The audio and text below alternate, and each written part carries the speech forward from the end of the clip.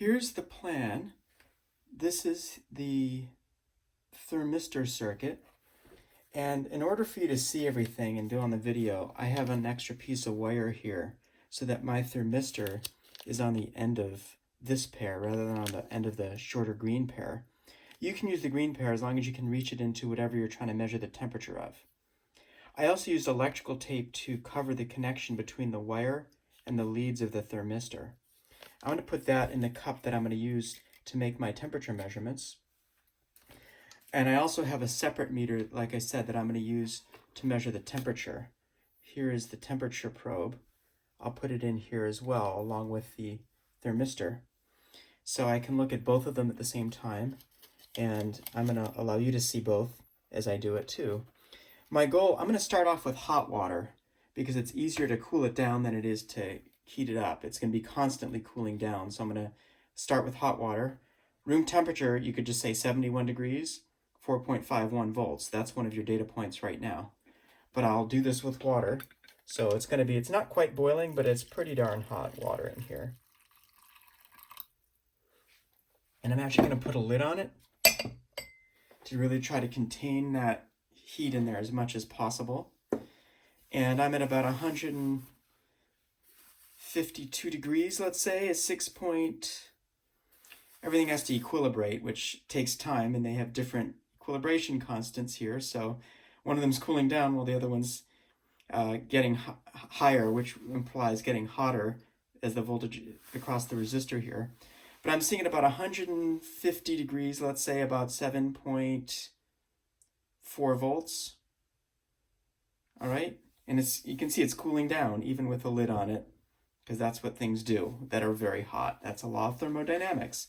But if I say it's at about 150 degrees, 7.4 volts, we'll go with that for now. Okay, so now I'm going to start adding cooler water and get the temperature to go down. So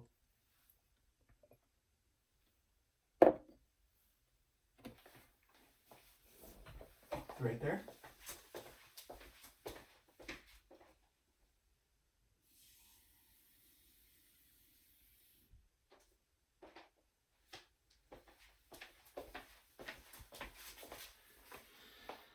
At 142 degrees, 7.62 volts seems relatively stable there, but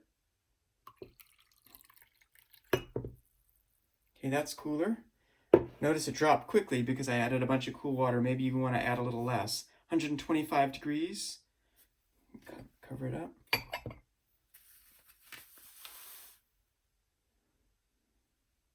Want to wait for things to kind of settle a bit. 120 degrees, 7 point.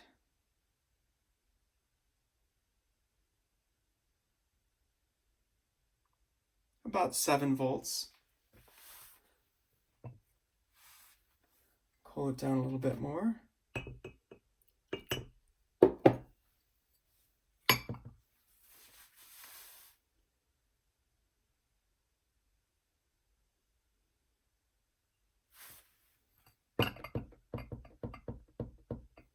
Okay, 114 degrees, about 6.8 volts.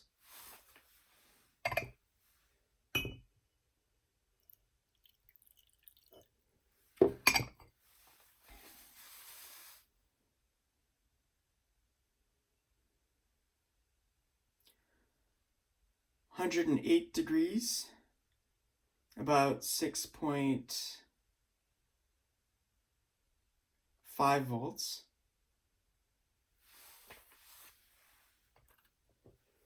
I'm going to have to get rid of some of this water in here. Start fresh over here. Get another data point, I'll put it in this cup.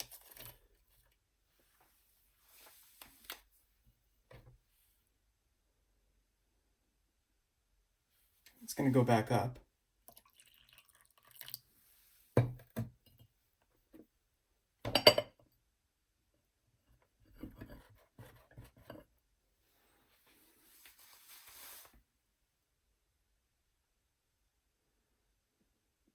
It's like about 93 degrees. about 6.4 volts. I'll go with colder water. See if I can get it. I have ice water. I'll be right there. I'll grab that. I should have grabbed it first.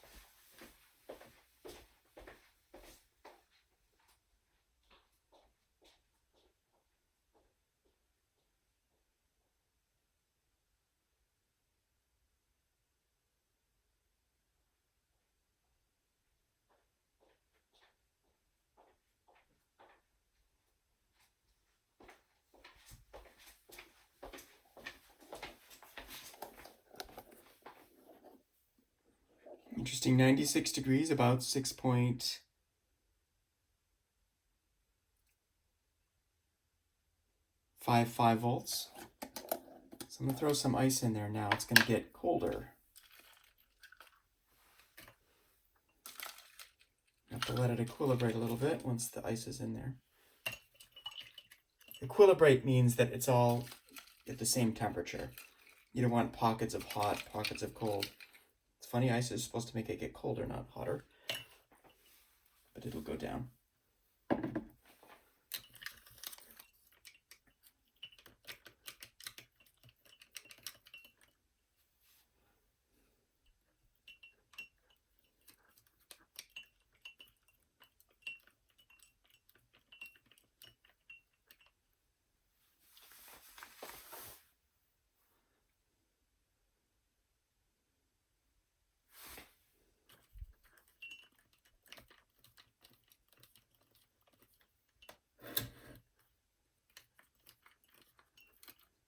So you can actually be collecting data as you see the video going. But it's nice to let, like I said, to let things equilibrate. So you don't want to just be collecting point. You want it to sit there for a minute, make sure it's stable. And it's two different sensors, so they're going to have slightly different points at which they become stable. One may become stable sooner than the other. But 80 degrees seems to be about 5.1 volts, I'd say. All right. Keep going down in temperature.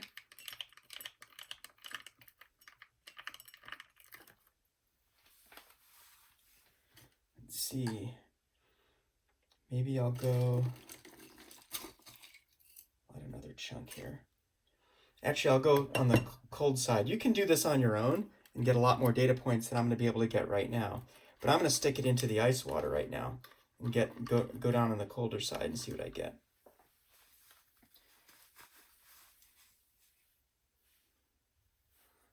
So the ice water here, at least one of the temperature sensor measurements is measuring, the actual temperature is measuring about 36, 37 degrees.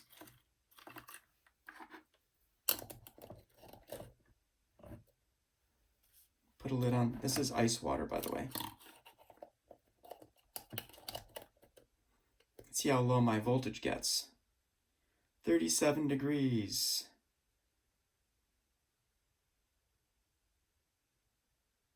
About 3.5 volts, 37 degrees. Then I can work my way up. See if I can find something like 50 degrees, if I can reach something like that. I'll do the best I can, but you can try this at home too.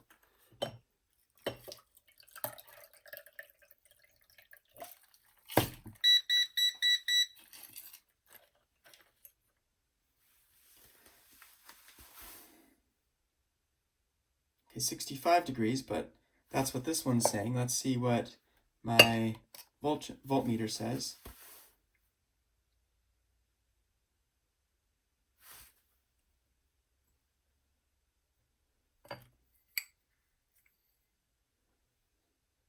"65 degrees.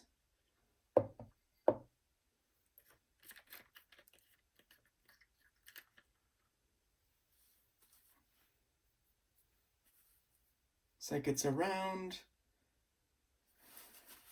Let's see if it settles about somewhere. Around.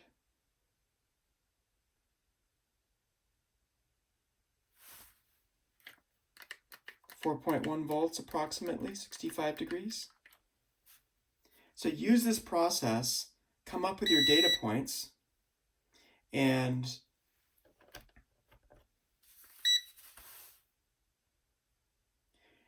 see if you can get 10 data points.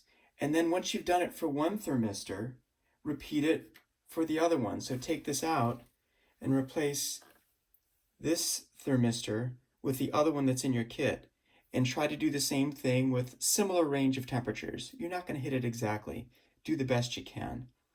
And then you can use those data to construct your graphs that show temperature versus voltage. So temperature is on the y-axis, voltage is on the x-axis.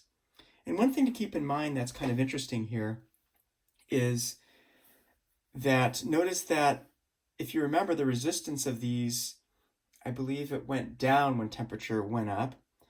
But what we're seeing here is that the voltage across it is going up as the temperature goes up. But the voltage that we're measuring is the voltage across this resistor here. So think about why it's doing what it's doing and why I'm measuring this voltage here. Why did I could measure the voltage across this? We saw earlier that that actually went down. Why am I choosing to measure a voltage that's going up? Okay, now these aren't going to be the same. It's warmer out here because it's in the air, notice. So at 66 degrees, this was at about 4.4. Of course, if I touch it, it goes up higher because of my body temperature. So this is our temperature sensor. Try it with the other thermistor, see what you get, see what kind of graphs you can produce. You should have 2 graphs, one for each of your thermistors, that we can then use to relate the temperature to the voltage across the 10 kilo ohm resistor in your thermistor circuit. Okay,